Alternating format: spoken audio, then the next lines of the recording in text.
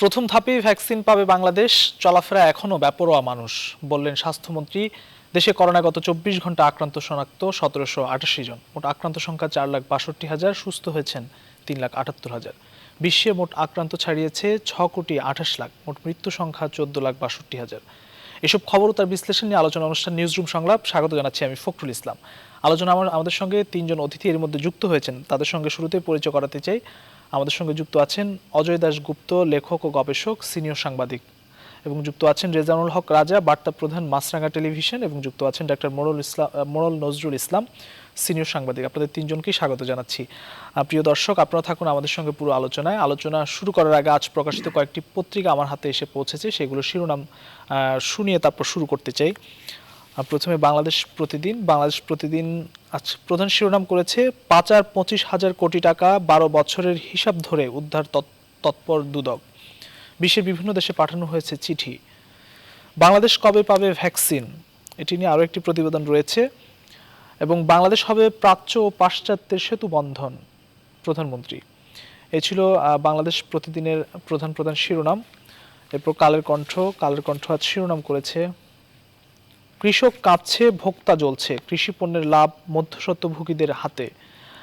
এটি আসলে দীর্ঘদিনের একটি সমস্যা আমাদের। কৃষক সবসময় তাদেরকে ঠকতে হয়, মাঝখানে মধ্যস্বত্বভোগীরা আসলে যেই দামটুকু বাজার থেকে উঠে আসে সেটি তাদের পকেটে চলে যায়। দীর্ঘদিনের একটি সমস্যা, মনিটরিংয়ের ব্যাপারে কথা হচ্ছে বারবার, তারপর ঠিক হচ্ছে না। এবং আরও বেশ কয়েকটি শিরোনাম রয়েছে। বঙ্গবন্ধু শেখ মুজিব রেলওয়ে সেতু উত্তরের যোগাযোগে নতুন পথের সূচনা, আজ সেতুর ভিত্তিপ্রস্তর স্থাপন করেছেন প্রধানমন্ত্রী। মোটামুটি এই ছিল কালের কণ্ঠের প্রধান শিরোনাম। এরপর ডেইলি সান আজ শিরোনাম করেছে, high almond price brings smile to farmers. এটি প্রধান শিরোনাম। Railway network to get further boost, prime minister. মোটামুটি এই ছিল আজ প্রকাশিত পত্রিকাগুলোর শিরোনাম। আমরা আলোচনায় ফিরতে চাই। আমাদের সঙ্গে তিনজন অতিথি এর মধ্যে যুক্ত আছেন এবং আরও একজন যুক্ত হবেন। আমরা আলোচনায় ফিরতে চাই। অজয় দাশগুপ্ত, আপনার কাছে আসতে চাই। আমরা আজকেও দেখেছি মিরপুরের একটি ঘটনা, সৎ ছেলের হাতেই খুন হয়েছে এমন একটি অভিযোগ উঠেছে, পুড়িয়ে এবং হত্যা করা হয়েছে। সামাজিক অবক্ষয়গুলো কিন্তু দিনে দিনে বাড়ছে। আসলে আমরা এর আগে দেখেছি কন্যার হাতে পিতামাতা খুন হয়েছেন এক পুলিশ কর্মকর্তা, এবং এরকম ঘটনা কিন্তু বারবার উঠে আসছে। যশোরে আমরা দেখেছি, সাতক্ষীরায় দেখেছি, ভাইয়ের হাতে ভাইয়ের পুরো পরিবার খুন হয়েছে। এগুলো আসলে কমছে না। বিপরীতে অনেক সামাজিক অপরাধ, যেমন এসিড নিক্ষেপের ঘটনাগুলো, সেগুলো আসলে সামাজিক প্রতিরোধের মুখে সেটি অনেকটাই বন্ধ হয়েছে বলা চলে। এই ধরনের সামাজিক অপরাধ বা অবক্ষয়ের মতো ঘটনাগুলো আসলে বন্ধ করার ক্ষেত্রে আইনগত কি উপায় আছে বা সামাজিক কি উপায় থাকতে পারে বলে আপনার ধারণা, আপনি যদি একটু ব্যাখ্যা করে বলেন। করোনা কালের কথা যদি বলি, তাই আমার ধারণা যে আমরা যে সামাজিকভাবে কতগুলো সোচ্চার কণ্ঠ থাকে, সেটা গণমাধ্যমে থাকে, সেটা সভা সমাবেশ সেমিনারে থাকে, সেটা বিশ্ববিদ্যালয়ে বা শিক্ষা প্রতিষ্ঠানে অন্যান্য আয়োজনে কতগুলো কণ্ঠ আমরা শুনতে পাই। করোনাকালে কিন্তু সেটা কিছুটা প্রথম দিকে তো একেবারেই ছিল না। এখনো এই ধরনের বিষয়গুলো নিয়ে অবক্ষয় তো ধরেন আমাদের সমাজে আছে, কোনো সন্দেহ নেই, বড় ধরনের অবক্ষয় আছে। আপনারা যেমন খবরের মধ্যেই আমরা দেখেছি যে বিদেশে অর্থ পাচার, এবং সেটা দুদক যেটা বলছে, বাস্তবে তো পাচারের ঘটনা অনেক বেশি আর কি।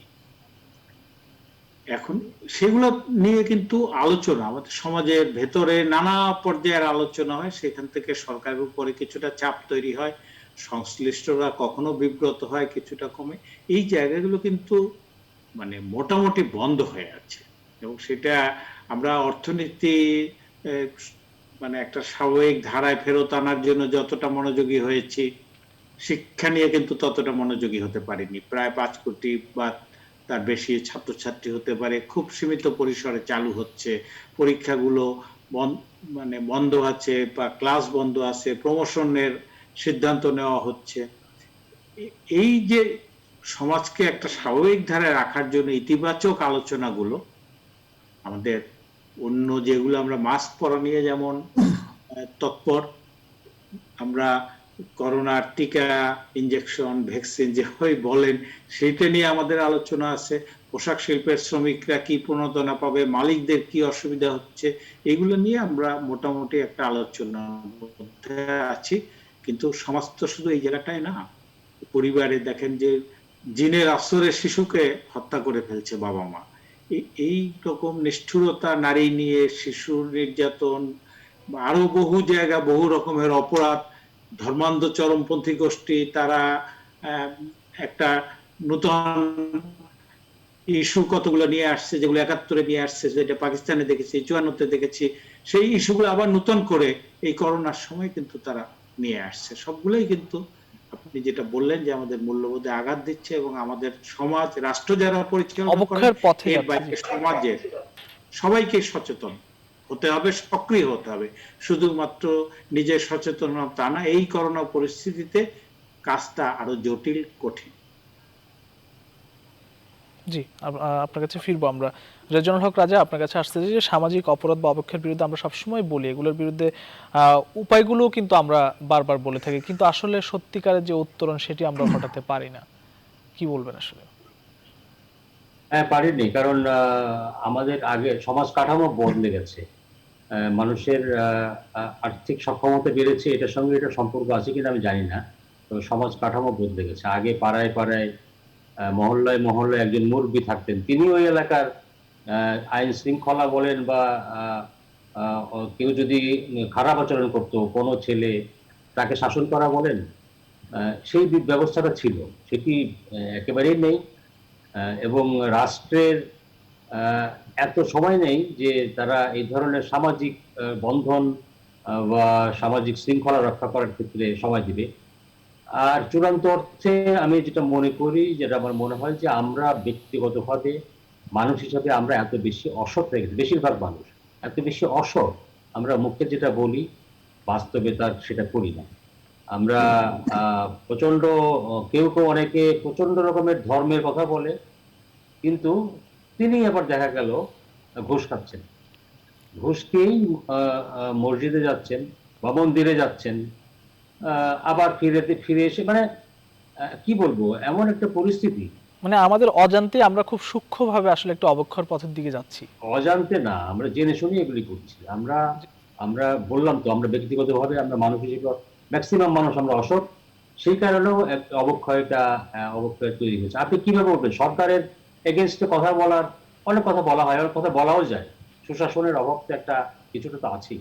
কিন্তু দেখেন ব্যক্তিগতভাবে সমাজ, সোসাইটিতে কি বলছে একটু আগে অযোধ্যা যারা বললেন যে জিনের আসরে মা তার শিশুকে হত্যা করেছে, এটা না হয় জিনের আসর বুঝলাম। কয়েকদিন আগে নবায় একটা ঘটনা দেখলাম, ছেলের বিয়ে দেবেন বলে তার মেয়ের শ্বশুরের সঙ্গে গিয়েছেন এক নারী ছেলের বিয়ের মেয়ে দেখতে। সেই বিআই সাহেব একা পেয়ে তার বিআইনকে ধর্ষণ করেছে এবং সঙ্গে আরো 2-4 জনকে ডেকে এনেছে। এটি কি, আপনি কি বলবেন? এখানে সরকারের ভূমিকাটা কি? মানে সমাজে অবক্ষয়, অসততা এমন পর্যায়ে পৌঁছেছে যে তার তার এই রিফ্লেকশন আমরা দেখছি যে কোনো কিছুতেই ধর্ষণের সর্বোচ্চ শাস্তি মৃত্যুদণ্ড করার পরও কি ধর্ষণ বন্ধ হয়েছে? হয় নাই। এখন এটা কিভাবে করা যায়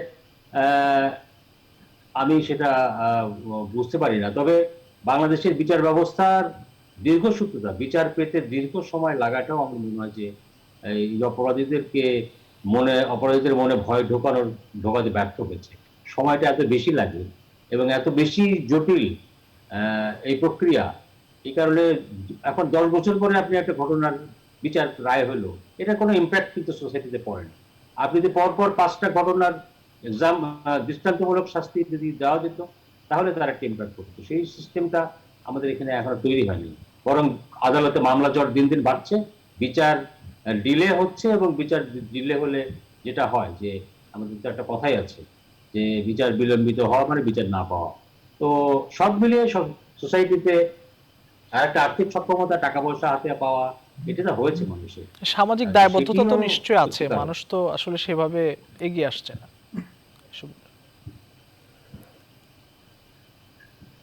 আমি বুঝতে পারিনি আপনাদের। মানে সামাজিক দায়বদ্ধতা তো এক্ষেত্রে আছে নিশ্চয়ই। হ্যাঁ, দায়বদ্ধতা যাদের আছে তারা তো, ধরেন আমি একটু আগে বলেছি, যারা সোসাইটি দেখভাল করবেন, সোসাইটি চালাবেন, নেতৃত্ব দেবেন সমাজে, তারা তো সমাজকে আগে নেতারা সমাজকে দেখতো, এখন নেতারা সমাজকে দেখে না, তারা নিজেদেরকে দেখে।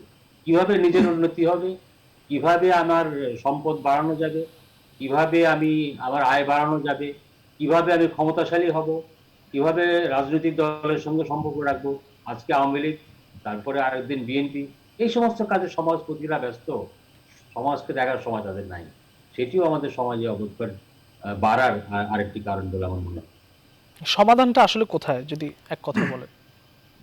সমাধান আগের মতো সোসাইটি, সামাজিক বন্ধন, পারিবারিক বন্ধন যেমন একটা, এটাও আস্তে আস্তে কমছে। সেই পারিবারিক বন্ধনটা যদি আমরা আগের জায়গায় নিয়ে যেতে পারি, আর সামাজিক বন্ধন সেটাকে যদি আগের জায়গায় নিয়ে যেতে পারতাম, তাহলে অনেকখানি সমস্যার সমাধান হতে বলে আমার মনে হয়।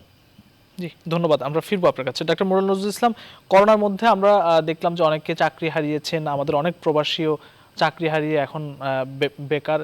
আর যেখানে আসলে জনশক্তি রপ্তানি প্রায় শূন্যের কোটায় নেমে এসেছে, এবং করোনার মধ্যে অনেকে ব্যবসাও কিন্তু হারাচ্ছেন। পরিস্থিতি যে খুব একটা স্বাভাবিক হয়েছে তা কিন্তু নয়। এই অবস্থা থেকে আসলে উত্তরণের প্রসঙ্গে যদি আপনি কিছু বলতেন। আচ্ছা, আমি এর আগে যে আগের যে প্রসঙ্গটা, যে আপনার এই যে যে তার হত্যা, যে সৎ ছেলে জি। কর্তৃক যে হত্যা নিয়ে যে প্রসঙ্গটা আমি একটু অ্যাড করতে জি, চাই, সেটা হচ্ছে আমাদের রাজা ভাই বা অজয় রাজা বললেন, এর বাইরে একটা জিনিস আমাদেরকে খেয়াল করতে হবে, যে এইগুলো কিন্তু এক একটা হত্যার মোটিভ কিন্তু এক এক ধরনের। দেখবেন যে এখানে যে শুধু সামাজিক অবক্ষয়ের কারণে এই হত্যাকাণ্ডগুলো ঘটছে তা না, কিন্তু এই হত্যাকাণ্ডের যদি ইন্ডিভিজুয়াল মোটিভগুলো দেখেন, তাহলে দেখবেন যে এটার একটা হচ্ছে যে পারিবারিক যে বন্ধন, সেটা তো আছেই, তার বাইরে দেখবেন নেশা, মাদক। এই আজকালকার প্রচুর ছেলে মেয়েরা এই নেশাগ্রস্ত হয়ে পড়ছে, যার ফলে তাদের ভিতরে একটা যে ভারসাম্যতা, নৈতিকতা, এই বোধটা তারা হারিয়ে ফেলছে। আর একটা দেখবেন যে বাবা মায়ের সাথে সন্তানের একটা দূরত্ব, এই দূরত্বটা কিন্তু একটি বড় কারণ। আজ প্রচুর সংখ্যক ছাত্রছাত্রী যারা ঢাকা শহরে আসে এবং দেখবেন বিভিন্ন হোস্টেলে থাকে, তারা ফ্যামিলি থেকে ডিটাচড, এবং এখানে এসে তারা যে কি ধরনের অনৈতিক কার্যকলাপে লিপ্ত হচ্ছে, এটা যদি আপনি একটু খতিয়ে দেখেন, দেখবেন যে এরা নেশা থেকে শুরু করে, পরকীয়া থেকে শুরু করে, সেক্স ভায়োলেন্স থেকে শুরু করে নানা ধরনের অপকর্মে জড়িয়ে পড়ছে। আর সেখানে যখন পরিবার যখন হস্তক্ষেপ করতে যাচ্ছে, তখন বাবা মাকে তারা অত্যন্ত নিগৃহীত করছে। এই একটা দিক। আর একটা দিক দেখবেন যে যে প্রতিটা পরিবারে বাবা মা তারা কিন্তু তাদের সন্তানদের ক্ষেত্রে শুধু না, স্বামী স্ত্রীর ক্ষেত্রে এই যে বন্ধনটা, সেটাও কিন্তু অনেক ক্ষেত্রে থাকছে না। কেউ পরক্রিয়ায় জড়িয়ে যাচ্ছে, কেউ অসামাজিক কাজে জড়িয়ে যাচ্ছে, কেউ ঘুষ, অন্যান্য অনৈতিকভাবে অর্থ অর্জন, এই সমস্ত নানা কারণে কিন্তু আমরা ক্ষতিগ্রস্ত হচ্ছি। এর একটা এফেক্ট কিন্তু সন্তানদের উপর পড়ছে। তো সামগ্রিক অর্থে শুধু একটা জিনিসকে যদি আপনি অ্যাড্রেস করেন তাহলে হবে না। আমাদেরকে সামগ্রিকভাবে আমাদের যেখানে যে দুর্বলতাগুলো আছে সেগুলোকে যদি আমরা অ্যাড্রেস করতে পারি, তাহলে হয়তো আমরা এর কিছুটা উত্তরণ পেতে পারি। শুধুমাত্র এই শিক্ষা, সেমিনার, সিম্পোজিয়াম, আদেশ উপদেশ দিয়ে হবে না। আচ্ছা, আমার যেটা যে করোনাকালীন যে অর্থনৈতিক অবস্থার কথা আপনি বললেন, যে আমরা আগে একদিন আলোচনা করেছিলাম, এখানে প্রায় মধ্যপ্রাচ্য আমাদের একটা বড় বাজার ছিল। সেখান থেকে শুধুমাত্র সংযুক্ত আরব আমিরাত এবং সৌদি আরব থেকে প্রায় 3.5 লক্ষ শ্রমিক বাংলাদেশে তারা ফিরে এসছে, তারা যেতে পারছে না, তারা চাকরি হারিয়েছে বলতে হবে।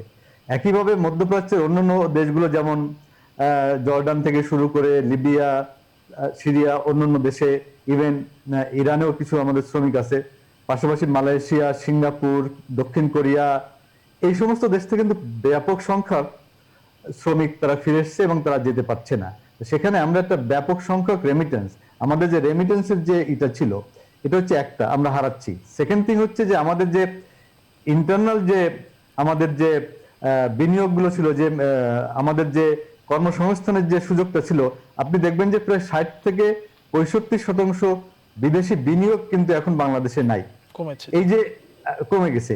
এই যে আমরা যে শুধু যে রেমিটেন্স হারাচ্ছি তা না, আমাদের আভ্যন্তরীণ যে কর্মসংস্থানের যে সুযোগটা ছিল সেটাও কিন্তু, যদিও অন্যান্য দেশের তুলনায় আজকে শুধু যে বাংলাদেশেই পরিস্থিতি করোনার কালে তা না, আজকে দেখেন যে আজকে আপনি ইউকে, ফ্রান্স এবং যুক্তরাষ্ট্র সহ বিভিন্ন দেশে যে এই লকডাউন যাতে না দেয় তার জন্য আন্দোলন হচ্ছে। আজকে পুলিশের সাথে ইউরোপের অনেক জায়গায় সংঘর্ষ পর্যন্ত, যে কেন তারা দেখছে যে তারা যদি কর্ম হারায়, তারা যদি তাদের আয়ের উৎসটা বন্ধ হয়ে যায়, তাহলে তারা যে আর্থিক ক্ষতির সম্মুখীন হবে সেইটা তার থেকে তাদের এই করোনাটাই তারা বেশি ইভেন মাস্ক না পরে আন্দোলন করতেছে। এই যে একটা বিভৎস, যেখানে বিশ্ব স্বাস্থ্য সংস্থা থেকে শুরু করে সবাই, যেখানে শীতকালে এবং আমাদের বাংলাদেশেও একই অবস্থা, শীতকালে যেখানে সেকেন্ড ওয়েভের একটা ব্যাপক সংক্রমণের কথা বলা হচ্ছে, সেটা উপেক্ষা করে এই লকডাউনে, তার অর্থ হচ্ছে যে কর্মসংস্থান যে শুধু বাংলাদেশে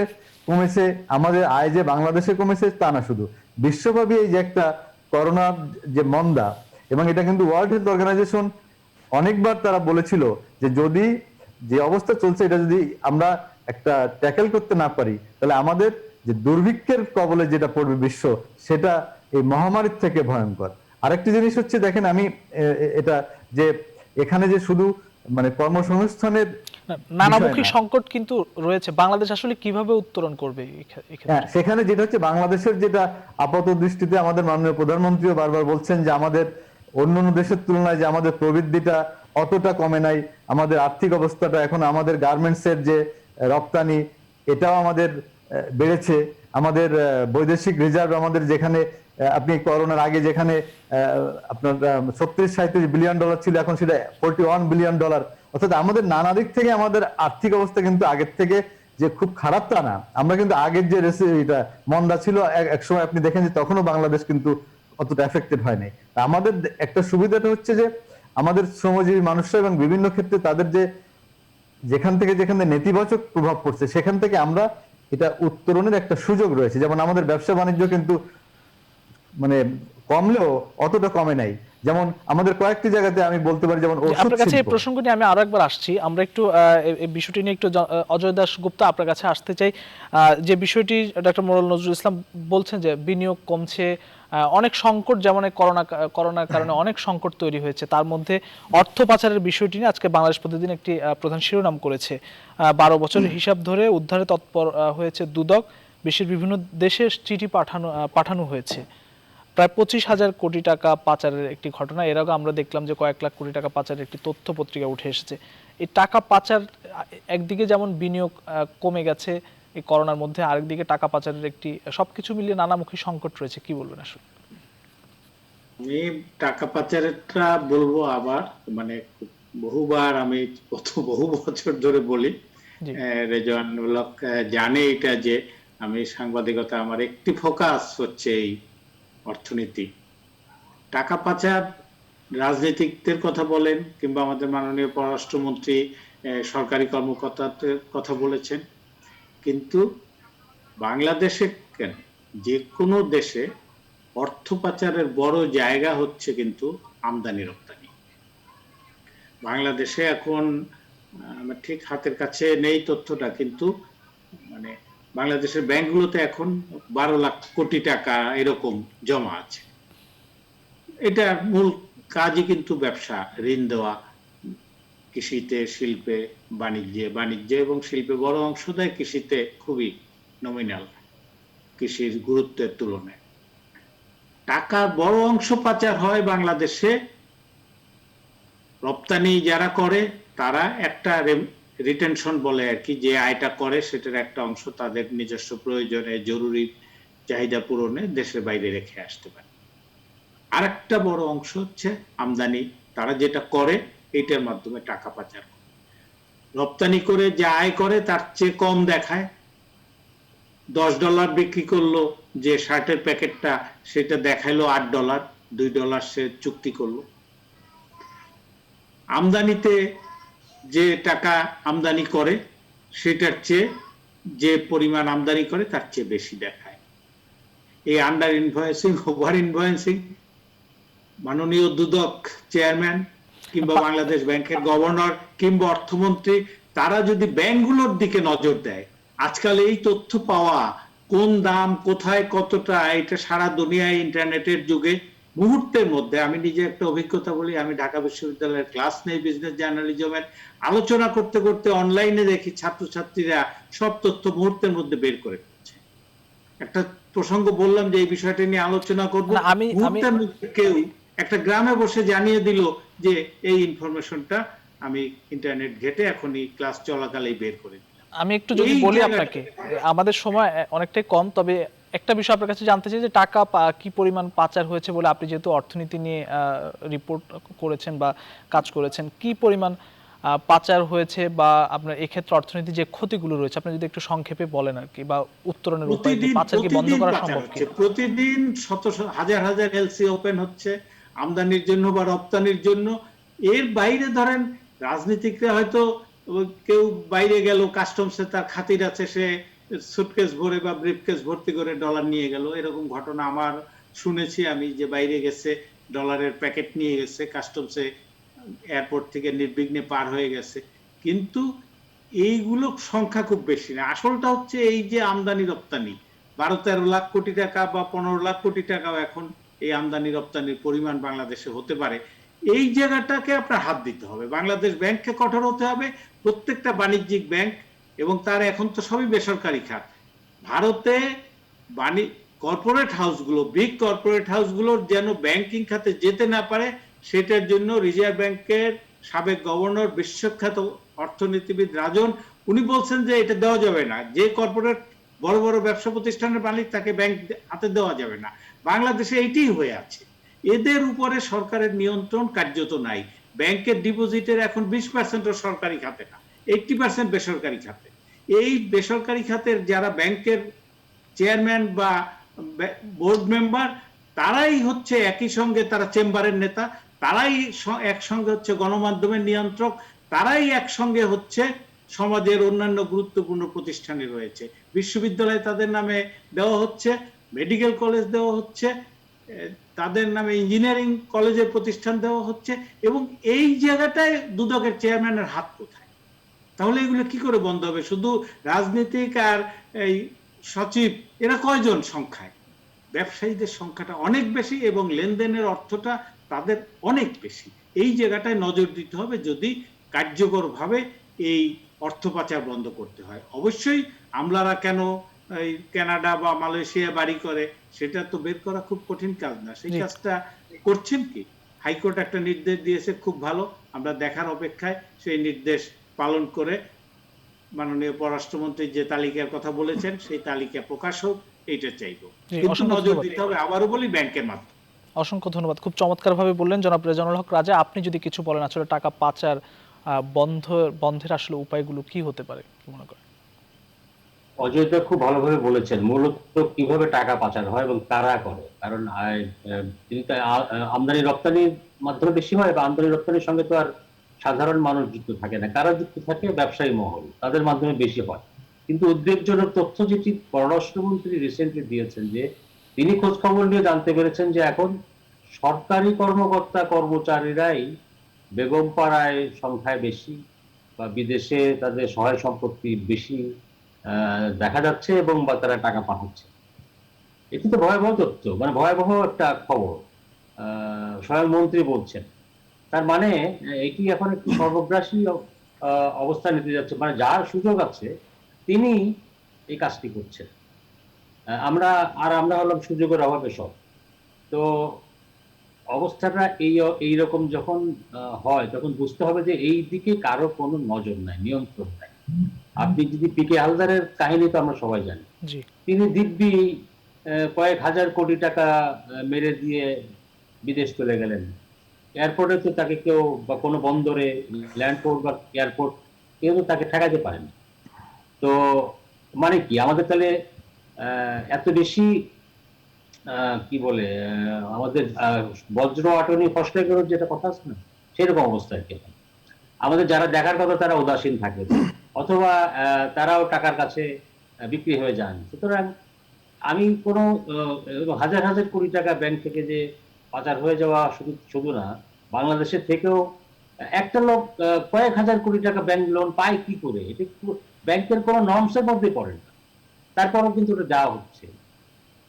তো নিশ্চয় ব্যাংকের লোকজনের, ব্যাংকের লোকজনের কি বলে তাদের সঙ্গে আতাত করে, তাদের মদদেই বা তাদের সহযোগিতায় এটা হচ্ছে।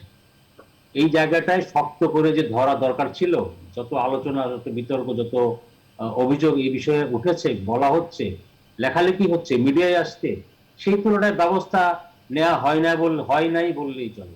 শুধু বাজেট বক্তৃতার সময় অর্থমন্ত্রীকে বলতে শুনি যে এই করা হবে, সেই করা হবে, অথচ ঋণ খেলাপের পরিমাণও বেড়ে যাচ্ছে। অথচ অর্থমন্ত্রীর কমিটমেন্ট ছিল আমি দায়িত্ব নেওয়ার পরে 1 টাকাও ঋণ খেলাপের পরিমাণ বাড়বে না, বেড়েই চলছে। তার মানে কি? তার মানে পরিস্থিতিটা নিয়ন্ত্রণের মধ্যে নাই। এখন নিয়ন্ত্রণ তো আমি, আপনি, অজয় দা বা ডাক্তার মোহাম্মদ নজরুল ইসলাম করতে হবে না। যারা এই বিষয়ে দায়িত্বপ্রাপ্ত, তাদের নিজেদেরকেই এই বিষয়টি দেখতে হবে, তাদেরকেই করতে হবে। আর একটা অভিযোগ তো শোনাই যায়, সরকারে ব্যবসায়ীদের যে আধিক্য, যে প্রভাব, যে গুরুত্বপূর্ণ বিভিন্ন মন্ত্রণালয়ে তারা দায়িত্ব পেয়েছেন, সেই কারণেও ব্যবসায়ীদের বিরুদ্ধে বোধহয় খুব বেশি ব্যবস্থা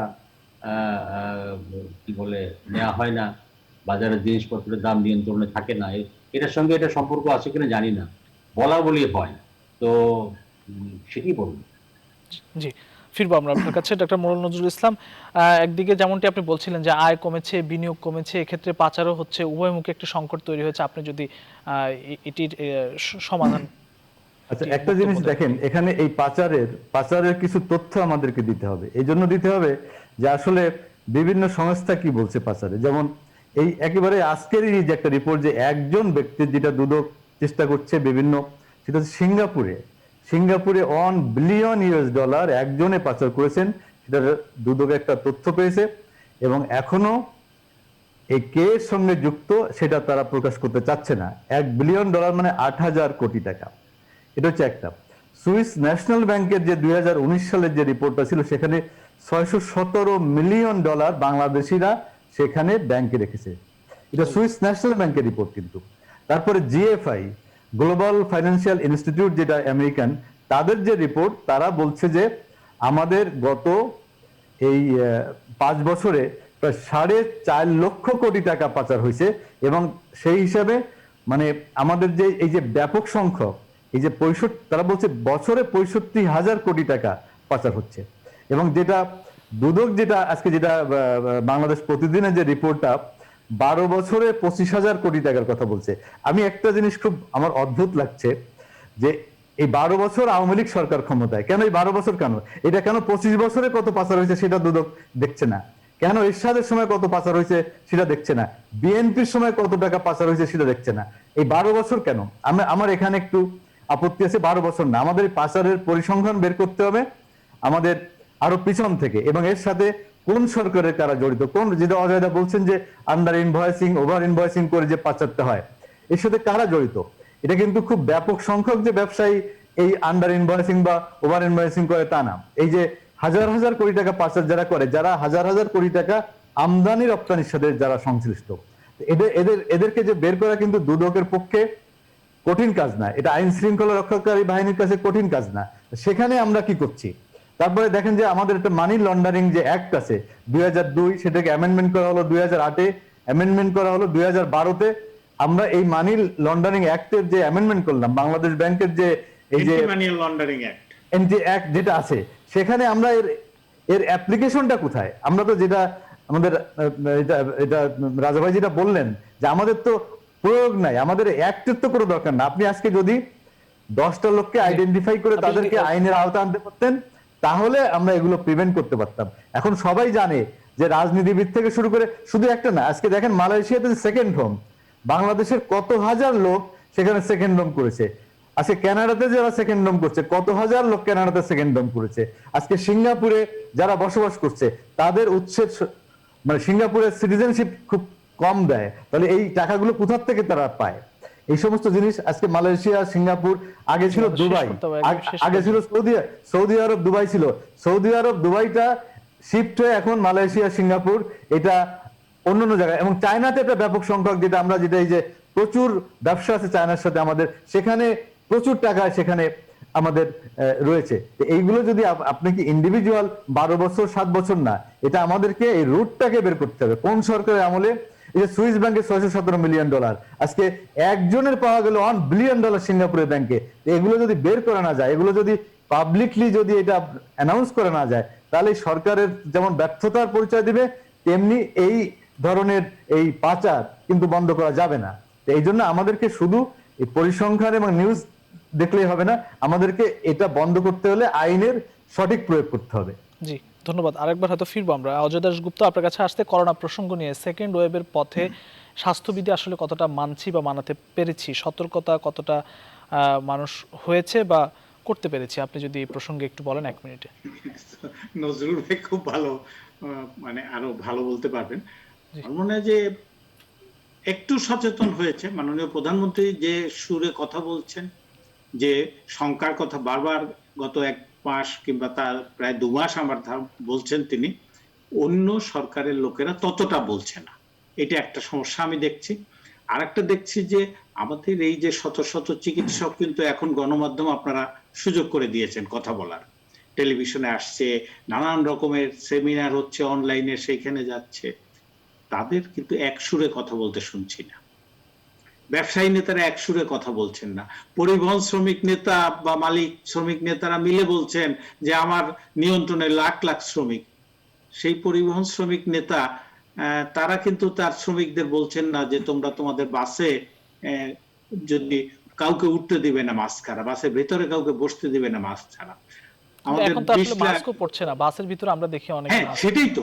এবং অনেকে মনে করছে এটা একটা সরকারের সঙ্গে চালাকি করছে, এটা যেন সরকারের কোনো নির্দেশ, সরকার যেখানে নাই, পুলিশ নাই, আমি পাঁচটা খুলে ফেললাম। ব্যাপারটা তো তা না। এই জায়গাটাই আমাদের যেতে হবে যে এটা সরকারের সঙ্গে চালাকি করা না, কোনো গোষ্ঠীর সঙ্গে নিজের দ্বন্দ্বের ব্যাপার না। এটা প্রত্যেকের নিজের নিরাপত্তার জন্য, তার পরিবারের নিরাপত্তার জন্য, তার ব্যবসা প্রতিষ্ঠানের নিরাপত্তার জন্য। সেই জায়গাটায় আমাদেরকে সমাজকে নিয়ে যেতে হবে এবং এইটার জন্য আরো শুধু মাননীয় প্রধানমন্ত্রীর প্রতিদিন না বলে 60 জন মন্ত্রী আছেন তারা বলুক, 350 এমপি আছে তারা বলুক, শিক্ষক নেতারা, চেম্বার, ব্যাংকের কর্মকর্তারা সবাই মিলে বলুক, তাহলে আমার ধারণা যে এক সুরে কথা, এবং বিশেষভাবে চিকিৎসকরা আরো সমন্বিতভাবে উদ্যোগ নিয়ে কথা বলুক। আপনারা যে সুযোগগুলো করে দিচ্ছেন চিকিৎসকদের, সেটা কাজে লাগান। জি, ধন্যবাদ রেজওয়ানুল হক রাজা। আপনার কাছে মানুষ আসলে খুবই ব্যাপরভাবে চলাফেরা করছে, স্বাস্থ্যবিধি অনেকে মানছে না। বেড, হাসপাতালে যে বেড রয়েছে সেগুলো প্রস্তুত রাখার কথা বলেছে স্বাস্থ্যমন্ত্রী। প্রস্তুতির জায়গা যদি আপনি কিছু বলেন 1 মিনিটে। ধন্যবাদ। আপনি যেটা বললেন বেপরোয়া চলাফেরা করছে, স্বাস্থ্যমন্ত্রী আজকে একই কথাই বলেছেন, মানুষ বেপরোয়া ভাবে চলাফেরা করছে, স্বাস্থ্যবিধি মানছে না, সে কারণেই আপনার সংক্রমণের সংখ্যা এবং মৃত্যুর সংখ্যা বাড়ছে। এটা যেমন সত্য, মানুষ যদি দেখেন এটা এমন একটা অসুখ যে আমি মানলাম না, অতএব আমি অসুস্থ হয়ে আমি মারা গেলাম, এর মধ্যে কিন্তু সীমাবদ্ধ থাকছে না জিনিসটা। আমি আক্রান্ত হলে আমার আশেপাশে যারা থাকবে তারা সবাই আক্রান্ত হবে, তারা সবাই স্বাস্থ্য ঝুঁকির মধ্যে পড়বে। সুতরাং এই সিচুয়েশনে কেউ যদি এটা মানতে না চায়, তাকে মানতে বাধ্য করা রাষ্ট্রের দায়িত্ব। আমরা শুধু আহ্বান জানাচ্ছি, অনুরোধ করছি। ইদানিং মোবাইল কোর্ট চালু হয়েছে, মোবাইল কোর্টও যা করছে সেটারও যে খুব বেশি ইম্প্যাক্ট সোসাইটিতে পড়ছে সেটা আমার মনে হয় না। এখনো মানুষ এখন মানে এই রোগ হলে মানুষ আমি মারা যেতে পারি, অনেকে মারা গিয়েছে, 6000-এর উপরে চলে গেছে আমাদের ডেথ টোল আমাদের দেশে। তো মৃত্যু হয় যদি আমি নিজে না পাই, যে আমি তার কেমনে তাকে আপনি লাইনে আনবেন বা স্বাস্থ্যবিধি মানাবেন, আমি তো বুঝতেই পারছি না। আমি তো এটা কেয়ারই করছি না যে এই রোগ হলে আমি মারা যেতে। আমরা এতখানি বেপরোয়া, আসলে সত্য। তবে সরকারের অনেক দায়িত্ব আছে, অজয় কারেক্টলি বলেছেন। প্রধানমন্ত্রী এবার অনেক আগে থেকেই এই কথাটা কিন্তু বলছেন যে শীতে করোনার দ্বিতীয় ঢেউ আসতে পারে, আপনারা সবাই সতর্ক হন, কিন্তু বাকিদের মধ্যে এই জিনিসটা নাই। আর পরিবহনের কথা যেটা বললেন, দেখেন পরিবহন মালিকরা যখন পুরো সিটের যাত্রী পরিবহনের জন্য সরকারের সঙ্গে মিটিং করে এটা চালু করলেন, তখন কমিটমেন্ট ছিল বাসে পুরোপুরি স্বাস্থ্যবিধি মানা হবে এবং দায়িত্বটা তাদের থাকবে, তারা এটা ফলো আপ করবেন বা নজরদারি করবেন। বাস, যেই পুরোপুরি বাসে রোগ পাঠানোর পারমিশন তারা পেয়ে গেলেন, বাস শেষ। না যাত্রীরা বাস সহ বসছেন, না বাসের যারা কর্মচারী আছেন, হেল্পার, ড্রাইভার, তারা স্বাস্থ্যবিধি মানছেন, কিছুই না। মানে চরম একটা অরাজকতা। এরকম যখন একটা অরাজকতার মধ্যে দিয়ে আমরা চলি, আমরা নিজেরাও মানে নিজেরাও তো মাস্ক পরি না, আর বাসে কর্মচারীরাও পড়ে না, তাহলে এই এই জাতিকে কে রক্ষা করবে? আমার কাছে মনে হয় যে শক্ত ব্যবস্থা নেওয়া ছাড়া কোনো পথ নাই। আমরা এই যে লকডাউন শব্দটা যে আমাদের এখানে আসছে, জি, আমাদের প্রকৃতপক্ষে লকডাউন শুধু না, অনেক জায়গায় কারফিউ দেওয়া কিন্তু শুরু হয়ে গেছে, কারফিউ দেওয়া শুরু হয়ে গেছে অনেক জায়গায়। জি, অসংখ্য ধন্যবাদ। আমাদের এরকম শক্ত ব্যবস্থা না নিলে হবে না। ডক্টর মোহাম্মদ নজরুল ইসলাম, আমাদের সময় একদম শেষ পর্যায়ে, আপনি যদি একদম 40 সেকেন্ডে শেষ করতে পারেন, সামনে করোনার যে ভ্যাকসিন সেটি আসার সম্ভাবনা রয়েছে। আমাদের কিন্তু অনেকগুলো বাজে অভিজ্ঞতা রয়েছে, করোনার টেস্ট একটি বিষয় রয়েছে, এবং ত্রাণ বিতরণের ক্ষেত্রে আমরা দেখেছি সামনে ভ্যাকসিন যদি নিয়ে আসা হয় সেক্ষেত্রে আসলে এর থেকে শিক্ষা নিয়ে ভ্যাকসিন বিক্রি বা বিতরণের একটি ব্যবস্থা রয়েছে, কিভাবে করবে যদি 1 মিনিট। কি বলবো, যেহেতু আপনি 40 সেকেন্ড দিচ্ছেন, আমি এর ভিতরে বলতে হবে। সেটা হচ্ছে, দেখেন যে আমরা কিন্তু সবসময় যে অক্সফোর্ডের ভ্যাকসিন নিয়ে, যেটা আমাদের চেষ্টা ছিল, বাংলাদেশ সরকারের চেষ্টা ছিল, যেটা সিরাম ইনস্টিটিউট অফ ইন্ডিয়া, যেটা অক্সফোর্ডের যে ভ্যাকসিনটা তারা এখান থেকে যেটা আসবে সেটা আমরা পাওয়ার একটা সম্ভাবনা ছিল। কিন্তু আপনি জানেন যে খুব রিসেন্ট নিউজ, যেটা অক্সফোর্ডের ভ্যাকসিনের ট্রায়ালের ক্ষেত্রে কিছুটা ঝামেলা হয়েছে, আমাদের যে শেষ কারণে করতে হবে, আসার সময় একদম শেষ না, পর্যায়ে। যে কারণে আমরা কিন্তু মার্চ এপ্রিলের আগে এই ভ্যাকসিনটা পাওয়ার কোনো সম্ভাবনা নাই। যেমন জি, অসংখ্য ধন্যবাদ। যে আমাদের শেষ করতেই হচ্ছে। জনাব ডাক্তার মোহাম্মদ নজরুল ইসলাম এবং রেজওয়ানুল হক রাজা এবং অজয় দাশ গুপ্ত, আপনাদের তিনজনকে ধন্যবাদ জানাচ্ছি। প্রিয় দর্শক, নিউজরুম সংলাপ আজ এই পর্যন্তই। একই সময় আগামীকাল আবারও দেখা হবে। ততক্ষণ পর্যন্ত ভালো থাকবেন, সুস্থ থাকবেন। শুভরাত্রি।